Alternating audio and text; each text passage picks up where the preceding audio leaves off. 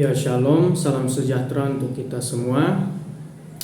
Kali ini saya akan membahas satu topik dalam Alkitab yang akan kita pelajari, yaitu kapan Injil pertama kali disampaikan dan siapa yang pertama kali menyampaikan Injil itu, serta kira-kira pada zaman apa Injil itu pertama kali disampaikan. Ini menarik untuk kita lihat bersama. Tetapi sebelum itu, saya mau ajak kita melihat mengapa Injil itu diperlukan bagi manusia.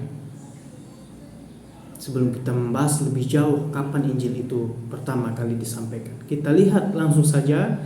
Kita membuka kitab kita di dalam Kejadian pasal 3. Kejadian pasal 3 itu membahas tentang apa? Kejadian pasal 3 itu membahas tentang kejatuhan manusia ke dalam dosa. Jadi dalam pasal 2 ayat 16 sampai 17 kita bisa lihat di situ, sebelum manusia jatuh ke dalam dosa, Allah menegur, memerintahkan manusia untuk jangan memakan buah pengetahuan yang baik dan yang jahat. Jika manusia memakan itu, maka manusia itu pasti mati. Dalam teks itu dikatakan, pastilah engkau mati. Tetapi apa kenyataannya? Apakah manusia itu langsung mati? Adam dan Hawa pada saat itu langsung mati atau tidak? Mungkin ada yang berpikir begini, ya, mereka tidak langsung mati pada saat mereka memakan itu. Tetapi ada yang lain berpikir begini, mungkin mereka mati secara rohani. Maksud Allah pasti engkau mati itu adalah engkau mati secara rohani. Tetapi saya mau katakan, ketika manusia itu memakan buah yang pengetahuan yang baik dan jahat itu, seketika itu juga manusia itu mati secara rohani dan juga mati secara jasmani. Kenapa? Kita tahu bahwa Allah itu tidak dibatasi ruang dan waktu, ya. Dalam Alkitab juga dikatakan bahwa satu hari bagi Allah itu 1000 hari, 1000 tahun bagi manusia, dan begitu sebaliknya. Artinya apa? Bahwa Allah itu tidak dibatasi oleh ruang dan waktu. Jadi dalam sudut pandang Allah, ketika manusia itu makan dan melanggar perintah Allah, pada saat itu juga manusia mati. Ia mati secara jasmani dan mati secara rohani. Hubungan manusia dan Allah itu rusak. Meskipun dalam perjalanan waktu manusia itu ada yang hidup sampai bapak-bapak leluhur kita lihat, ya, 900 tahun ke atas. Tetapi dalam pandangan Allah, manusia itu mati.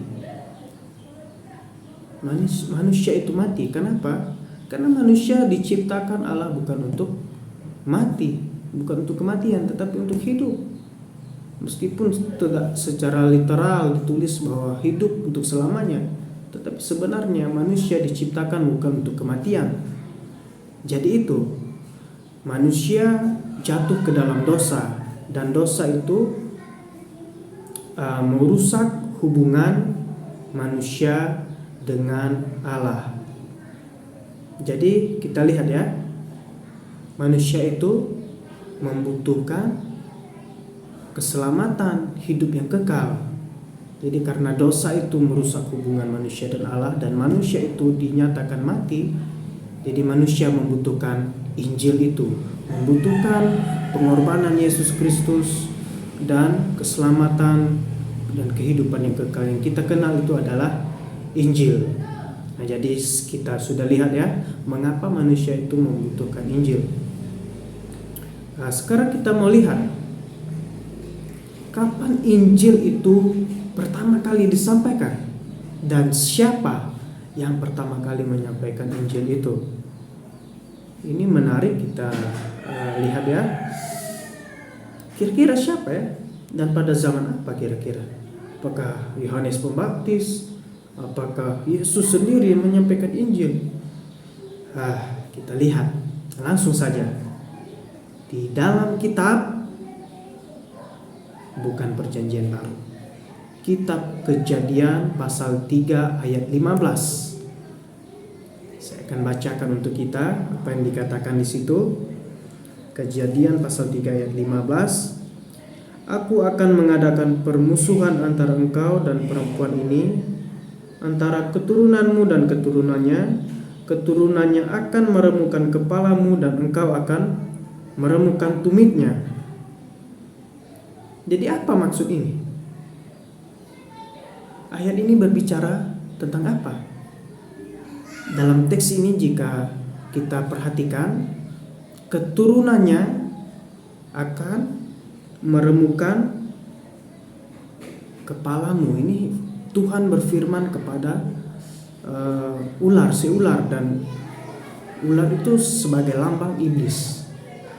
Jadi keturunannya itu berbicara secara tunggal, bukan jamak. Makanya tidak dikatakan oleh keturunan-keturunannya, yaitu keturunan manusia itu berbicara tentang tunggal, bukan jamak. Jadi apa? Ini berbicara tentang apa? Yaitu berbicara tentang Yesus Kristus, pengorbanan Yesus di kayu salib yang mengalahkan kuasa iblis. Ini berbicara tentang janji Allah. Allah menyediakan Sang Juru Selamat. Jadi inilah pertama kali Injil disampaikan. Inilah janji Allah akan keselamatan pertama kali disampaikan. Jadi siapa yang menyampaikan Injil pertama kali? Yaitu Allah sendiri. Siapa yang berinisiatif untuk menyelamatkan manusia dan mencari manusia? Allah sendiri. Kapan Injil pertama kali disampaikan? Saat pertama kali manusia membutuhkan Injil itu sendiri, membutuhkan keselamatan itu sendiri. Pada saat itulah Allah menyampaikan Injil. Sungguh luar biasa Allah kita ya. Jadi yang mau saya sampaikan kepada kita pada saat ini yaitu ada beberapa hal yang kita bisa lihat di sini. Pertama, Allah yang berinisiatif untuk mencari dan menyelamatkan manusia. Allah yang menjanjikan keselamatan itu. Bukan manusia berinisiatif mencari Allah. Bahkan dalam kisah kejatuhan manusia pertama ini, manusia bersembunyi, tidak mencari Allah, bersembunyi karena dosanya. Yang kedua yang kita lihat dari peristiwa ini yaitu manusia tidak bisa menyelamatkan diri sendiri. Sekeras apapun perjuangannya, manusia tidak dapat menyelamatkan diri sendiri. Sekuat apapun ia berjuang, ia tidak dapat mendapatkan hidup kembali karena ia sudah mati tadinya. Dia tidak dapat menghidupkan dirinya sendiri karena dia sudah mati. Nah, jadi apakah Allah tidak adil? Jadi apakah Allah itu tidak mengasihi, tidak maha kasih? Jadi begini, saya berikan statement begini. Kalau kita berpikir, mungkinkah kita semua manusia yang ada di dunia ini bisa diselamatkan oleh satu pribadi, yaitu Yesus Kristus? Apakah mungkin karena satu orang kita bisa selamat? Apakah kita tidak perlu berjuang untuk mendapatkan keselamatan itu, mendapatkan hidup kekal? Saya mau tanya sekali lagi. Saya akan balik pertanyaan ini. Apakah mungkin karena satu orang semua manusia itu berdosa? Karena satu orang berdosa, semua orang berdosa? Apakah itu mungkin? Meskipun kita tidak berbuat dosa, tapi kita dinyatakan berdosa oleh karena satu orang itu, mungkin? Ya, fakta di Alkitab sudah digambarkan. bahwa melalui dosa Adam, Hawa, semua manusia menjadi orang berdosa. Meskipun kita dilahirkan, kita tidak berbuat dosa, tetapi kita sudah berstatus orang berdosa dan layak mendapatkan hukuman Allah. Jadi mungkin saja, bukan mungkin tetapi pasti, oleh Yesus, satu orang pribadi, yaitu Yesus Kristus, kita bisa diselamatkan. Hanya satu orang itu cukup, pribadi Yesus. Kita cukup percaya dan beriman kepada Yesus, dan melalui iman itu kita hidup mengasihi sesama dan berbuat baik kepada sesama. Jadi masih kita katakan bahwa Allah itu tidak adil, Allah itu tidak kasih. Kita berdosa bukan karena perbuatan kita, jadi kita dibenarkan juga bukan karena perbuatan kita.